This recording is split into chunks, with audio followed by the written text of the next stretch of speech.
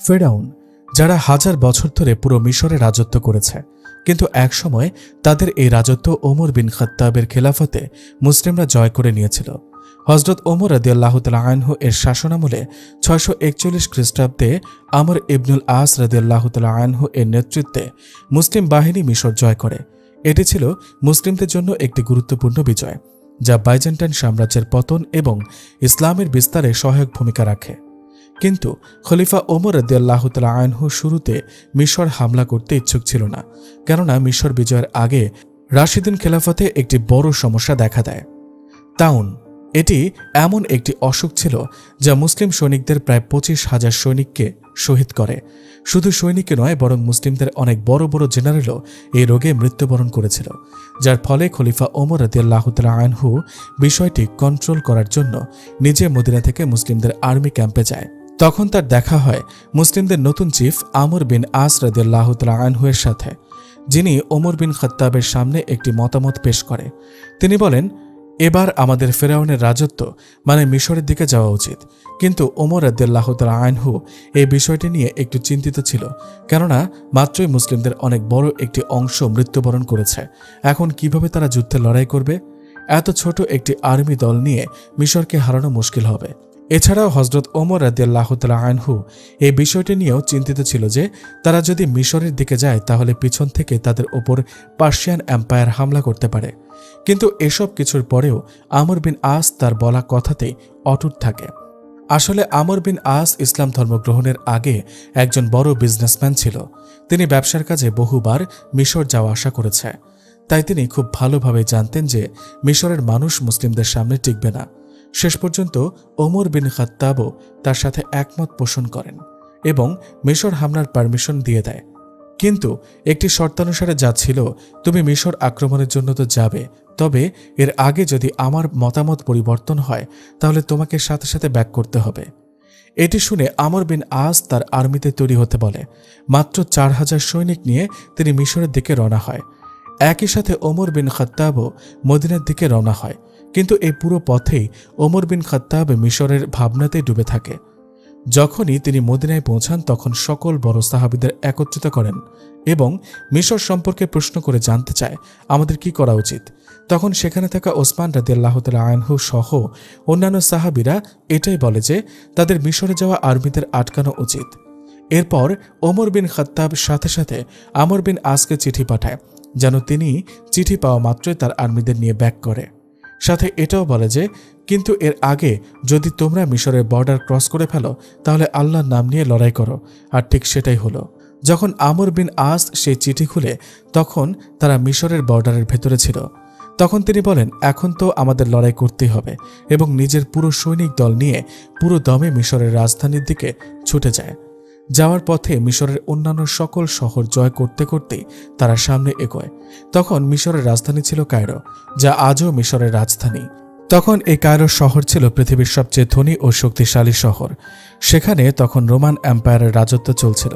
গত 600 বছরে কেউ রোমান সাম্রাজ্যের কাছ থেকে এই শহর দখল করতে পারেনি।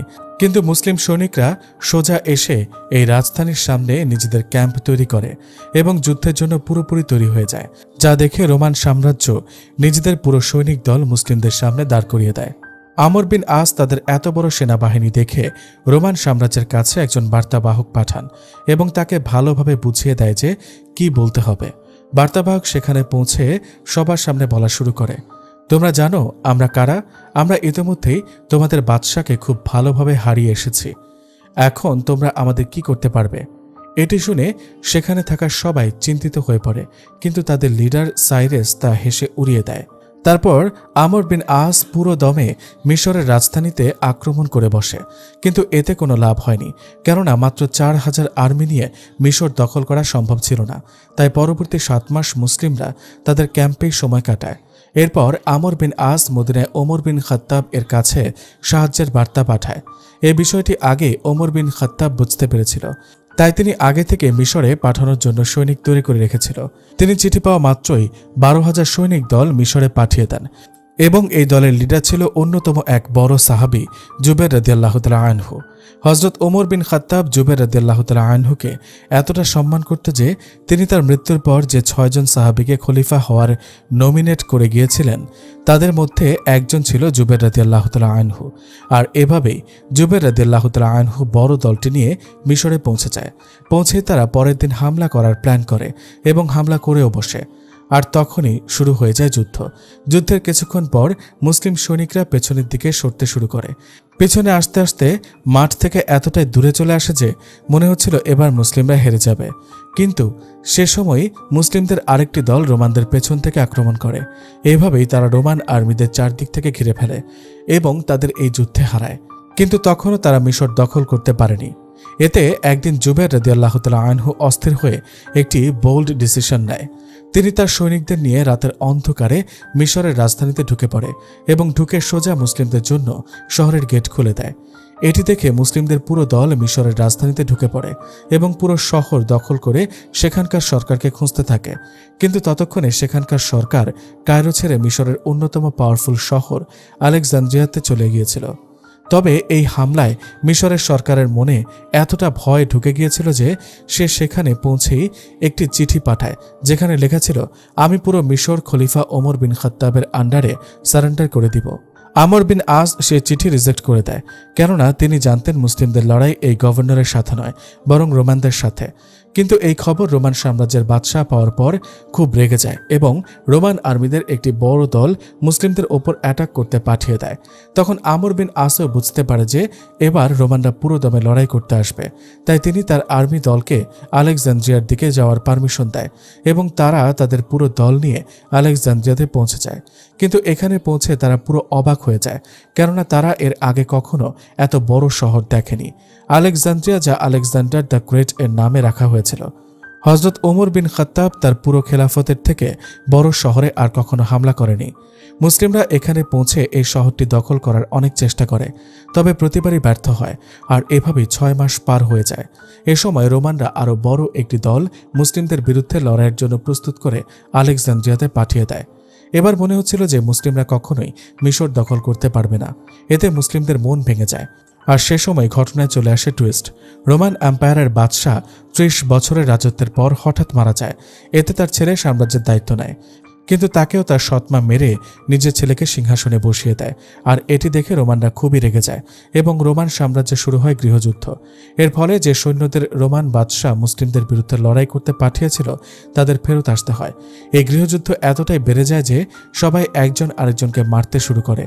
যখন পরিস্থিতি কিছুটা সামলায় তখন রোমান সাম্রাজ্যে নতুন বাদশাহ আসে। কিন্তু ঝামেলা এটা ছিল যে এই নতুন বাদশার বয়স মাত্র 11 বছর ছিল। এবার আপনারাই চিন্তা করে দেখুন, যদি একজন 11 বছরের বাচ্চা খলিফা ওমর বিন খাত্তাবের সামনে দাঁড়ায় তাহলে কে জিতবে?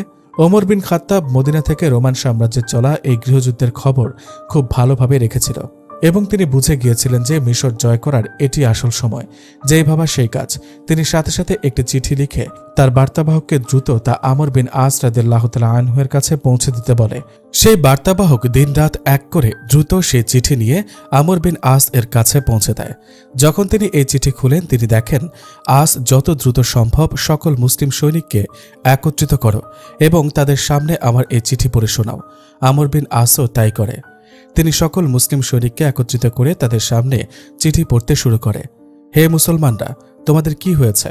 তোমরা গত 2 বছর ধরে লড়াই করছো আর এখনো মিশর জয় করতে পারোনি। আমার চিন্তা হচ্ছে যে তোমরা রাসূল সাল্লাল্লাহু আলাইহি ওয়াসাল্লাম ও কুরআনের বার্তা হয়তো ভুলে গেছো আর আমাদের শত্রুদের মতো দুনিয়ার মোহে হারিয়ে গেছো। মনে রাখবে, আল্লাহ কখনো এরকম কওমের সাহায্য করে না। আমি তোমাদের দিকে আরেকটি নতুন সৈন্যদল পাঠাচ্ছি। এবার তোমরা ওঠো, নিজেদের ঘোড়াগুলো ঠিক করো, নিজেদের তলোয়ার প্রস্তুত করো এবং রোমানদের সাথে যুদ্ধ করার জন্য প্রস্তুত হও, যেন মুসলিমরা মিশরকে সব সময়ের জন্য ইসলামের কন্ট্রোলে আনতে পারে। হযরত ওমর বিন খাত্তাবের এই চিঠি পড়ার পর মুসলিম সৈনিকদের মধ্যে অনেক অনুপ্রেরণা ও সাহস তৈরি হয়। তারা নিজেদের তলোয়ার নিয়ে আলেকজান্দ্রিয়াতে এত দ্রুততার সাথে আক্রমণ করে যে রোমানরা হতভম্ব হয়ে যায় এবং লড়াই করার বদলে পালাতে শুরু করে। আর এভাবে মুসলিমরা শেষ পর্যন্ত আলেকজান্দ্রিয়া দখল করে নেয়। সাইরাস যখন এসব কিছু দেখে তখন সে বুঝে যায় যে একজন 11 বছরের বাচ্চা খলিফা ওমরের সামনে টিকতে পারবে না। তাই সে কলম ওঠায় এবং একটি চিঠি লিখে রাশিদুন খিলাফতের কাছে সারেন্ডার করে দেয়। আর এভাবেই মুসলিমরা জয় করে নেয় মিশর। তো বন্ধুরা, এই ছিল মুসলিমদের ফেরাউনের রাজ্যের ইতিহাস। আশা করি এই ভিডিওর মাধ্যমে আপনারা অনেক কিছু জানতে পেরেছেন। ভিডিওটি ভালো লেগে থাকলে অবশ্যই একটি লাইক করে আমাদের চ্যানেলটিকে সাবস্ক্রাইব করে দিবেন এবং পরবর্তীতে এরকম আরও ভিডিও দেখতে চাইলে আমাদেরকে কমেন্ট করে জানাতে পারেন।